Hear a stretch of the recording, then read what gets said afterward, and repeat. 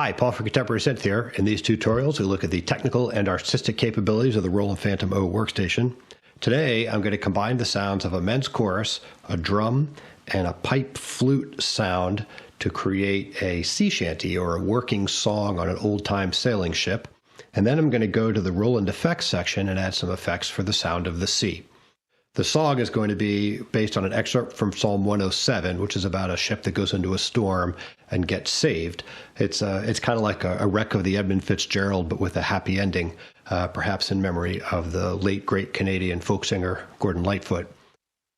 The song will go in its own video, and I'll put that link here. Otherwise, this is just going to get too long. This video will be the build, and there are chapters. I wrote the song, so you can have it. I will put the PDFs and the MIDI files in the description.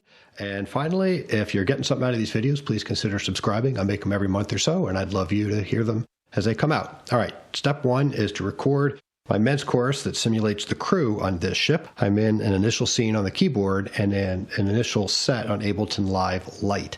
All right, if I tap on the mic, you'll see I need to set it to record. I have no level on my mic, and I do have level on the keyboard, so I'm exactly backwards. We'll zoom in a bit here. I'm recording just the left channel, so if I pan my keyboard to the right, I will get less of that. And if I turn on my microphone, then I will get audio in there as well. I do not need the reverb, and I can turn the level down a bit. All right, I am ready to go. Let me set that so you can see the whole screen, and let's go. 1, 2. Give thanks to God, forever in Him trust, for His kindness and everlasting love. All right, track 2. This will be the baritone part. Give thanks to God, forever in Him trust, for His kindness and everlasting love. And one more. This will be the tenor part. Give thanks to God, forever in Him trust, for His kindness and everlasting love. All right, let me go through the rest of these quickly. Give thanks to God, forever in Him trust, for His kindness and everlasting love. Okay, I've recorded all 8 channels, and I've adjusted the pans and the gains, and I'm ready to export those as a WAV file. I need to do that because I only get 8 channels in Live Lite, and I need some extra channels for my MIDI tracks and effects that are coming. So I'm going to bounce this down to a stereo pair, and that's not hard. I will Control-A to select them all, Control-C to copy it. I go over to the Arrangements view. I have to click back to Arrangements to synchronize with the Session view, and then I paste it into here. I set my song length to 5 measures, and I just go File, Export Audio. Zoom in a little bit there. Master, set this to 5 measures, and normalize it. That just means set the max volume to the max allowable volume without saturating, and I will export. It's going to come up and ask me where. I'm going to put it in my init1 project. It's called init1 because there will be an init2 here shortly. I'll now go to init2. I don't need to save those. I go over to my Explorer. There's init1 within my init1 project, and I will drag that in. And let's see what we get. Give thanks to God. Perfect. All right, let me disable that because I don't need to hear that every time. It is now time to record my drums. Now, to do that, I need to have my keyboard back. So I'll turn that pan off, and I will turn my microphone off. Goodbye, microphone. I do not want to hear, and I go to zone 2. I do not want to hear that twice, so I go to my sound setting in the general menu, turn off the local switch. So I only hear it through the DAW, which is set to channel 1. There we go. For my drum sound, I'm just going to pick a standard kit. What I really wanted was a thick hand drum, but this will do. I'm only going to record 2 measures. So let me turn my metronome on, and I'm still at 86, and let's go. This is just two measures that's going to repeat throughout the song.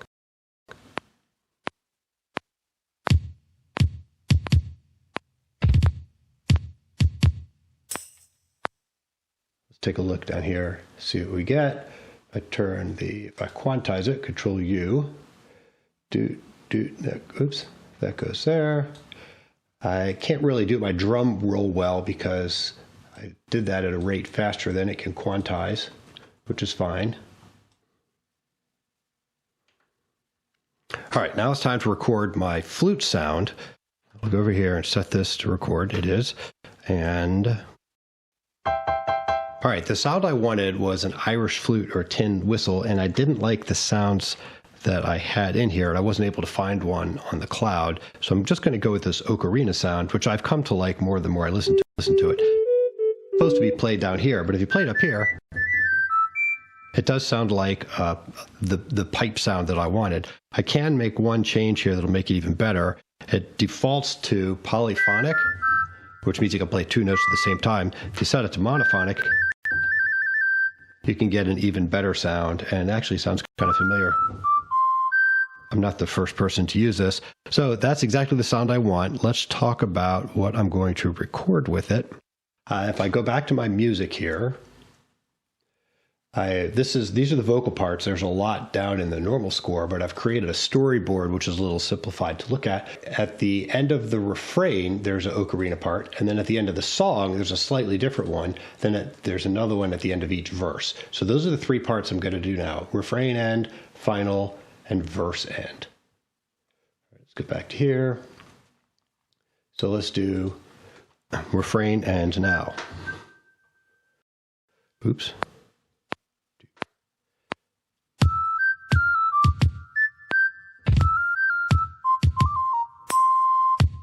All right, now let's do, this is the final.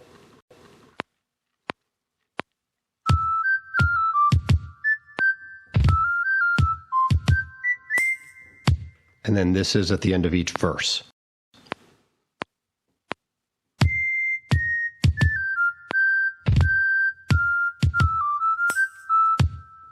Okay, now I'm ready to make my song. The chorus comes in, the introduction is for the first 5 measures, and then the chorus comes in on verse 6. There are 5 measures of that, and the ocarina refrain is on the last 2. So let's go here. I need my chorus. Now when I go over here, I have to back to arrangements again. I can go over to the top. Chorus comes in on verse 6, we said. And then I need 5 measures of drums. 1, 2, 1, and 1, 2, and then my ocarina refrain end. Oh, let's name these because this is going to be necessary later. Refrain end. This is Oka 1 final. This is Oka 1 verse end. And I'm calling it Oka 1 because I'm going to add an Oka 2. I'm just going to drag it in later. Refrain end is going to go there. That's my refrain. I'm going to highlight it all and color it red. I would consolidate it so it was in a single block, except I'm going to add other parts later. All right, let's create the verse. The verse starts with 2 measures of 2 drums. Back to the storyboard. 2 measures of 2 drums, then 1 measure of 1 1/2, 1 measure and a half measure, and then 2 measures, 2 drums with the oka. So 2 measures of 2, 1 measure that's 1 1/2, and then 2 measures of 2 again. And the ocarina is going to go here, verse end. Okay, that is my verse, and I can stick a refrain at the end of that. That's the song cycle. So I can select all of this. That's verse 1, verse 2, verse 3, verse 4, and let me make this a little easier to see. And then at verse 4 is where my final is going to go instead of my refrain end. Okay? That's the whole song, except for the very beginning. We said the introduction was 5 measures of drums. There's 1, 2, 3, 4, 5. Okay, that is the whole song, and that is ready to be played. But I wanted to add the sound effects of the C, where it starts as calm, it's going to get stormy, and then when they get saved, it's calm again. So let's talk about how we're going to do that. I'm going to add some tracks here. I'm going to create a new MIDI track, and I'm going to call this Oka 2. And I guess before I do the audio, let me show you how that's going to work. If I go over to here, I saved all these other MIDI files, and I can just drag them in. So I created Oka 1 verse, Oka 2 refrain, and I can put these other guys where they go. I have these other parts. So for example, here's my final end. I'm going to copy that down and put that here. And now if I go over to this part, I need to add the same tone here. So I go to Wind, Recorder, Ocarina, Parameter, Common, Mono. I can play this.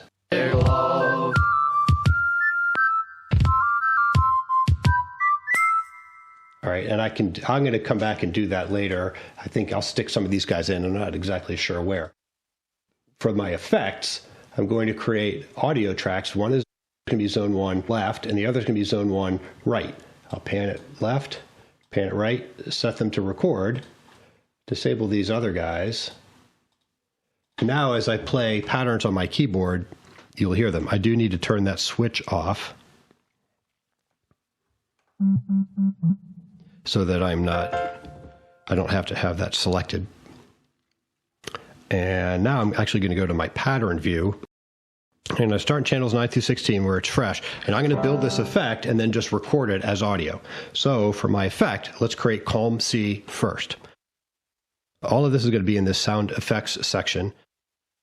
On page 3 is where the good ones start, so Seashore is a great place to begin. That's a very good sound. But as soon as I release the key, it stops. If I select Control, I can control the release offset, which is how long the sound takes to dampen after you remove your finger.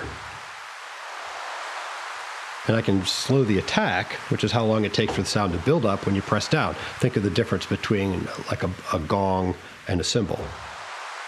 So if I go to my pattern and edit, I'm going to create a 4-measure pattern that just looks like this.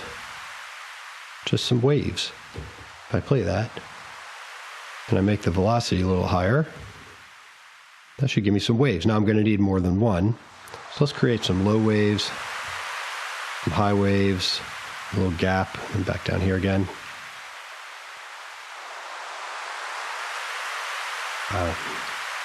Interestingly, on percussion, you get a different tone for each key, but in these effects, it's one tone for the whole keyboard, and that's because they are pitched and they have different pans, so you can spread them out that way. All right, those are my waves. Next, I'm going to put in this stream sound. Edit, I have to stop the pattern to change my length. So I'm going to put some low streams down here, put some higher streams over here. Some medium was over here, and over here. All right, so these are going to alternate and shift around. And for my last one on the Happy C, I was kind of running out of good Happy C song or sounds, so I guess I'm going to go with Bird. You don't hear a lot of birds at C, but when you are pulling into port, you do. And having spent a small amount of time at sea, it's always nice to hear some bird chirping. These do not need to be so long. I'll put some birds over here, some happy birds over here, happy bird chirping. Oh, we'll put a bird down here, and one more, whatever. And they're like different pitches and different pans. So how could this not be a Happy C, right? All I need to do to get it into the system is hit, need to disable that, hit record right here.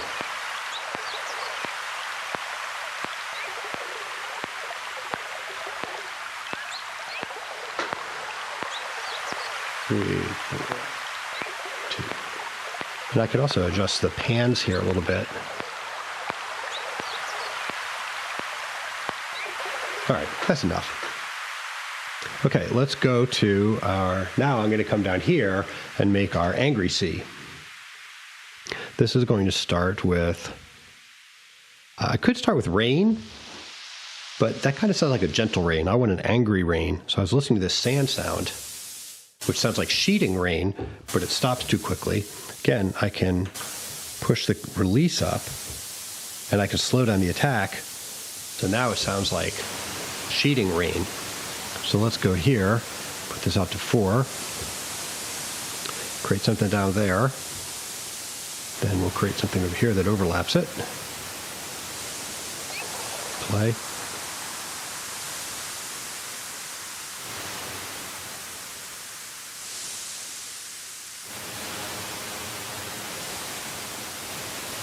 I'm just sticking these wherever. But that sounds pretty stormy. Let's go to the next one. How about, what's a storm without some thunder?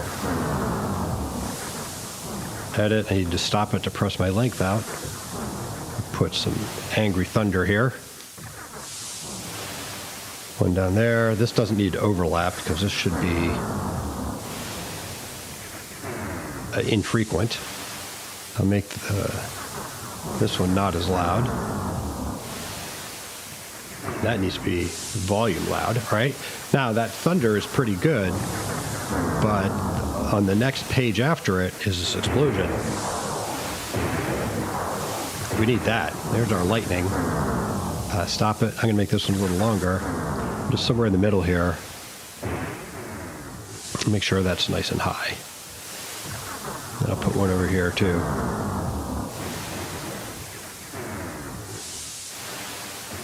Maybe some smalls. All right. Now there's another great one here. Page 3, wind.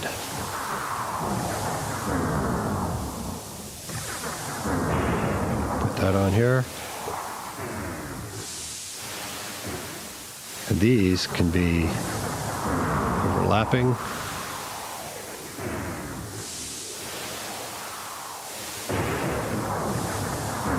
And again, if I push the release up a bit, then they don't time out. They'll just keep circulating.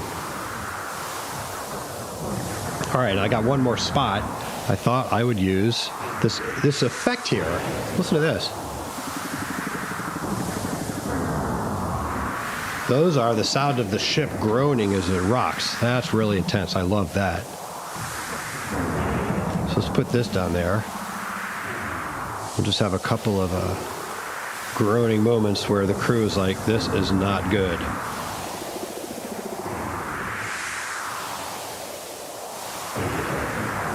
All right, and to get it into my system, hit record here, and I can adjust these volumes while it's going.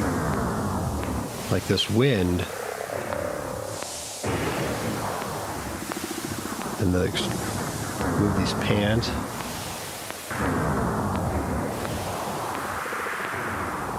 All right. Now eventually all that will stop. So I have my angry C and my happy C. So let's select the happy C first. Go over there, I have to do back to arrangements.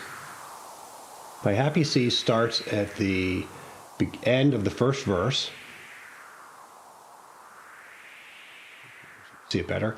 And I'm going to loop it until the end of the second verse where the angry C comes in. And then the happy C comes back after they get saved. So I'm going to click to drag it halfway through the third verse, and then by then we're going to be tired of listening to the C. So it ends in the third refrain. I will fade it out as it wraps up. I will fade it in when it begins. And let's get our angry C. Angry C starts here. It extends to the middle when they get saved. And the ever important crossfade, I select a measure on both sides. Right click, crossfade. Select top, top left, bottom right, right click, crossfade, reselect everybody. And now you can hear what it's going to sound like.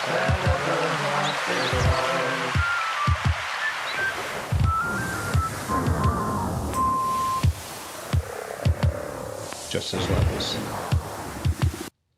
So So that's it for the build. All that's left to do is put the Oka 2 parts in there somewhere. I will select a piano part for it. I'm not exactly sure what, but I will put all that together and record it for a final take and put that in the next video. I hope you watch it. Thanks.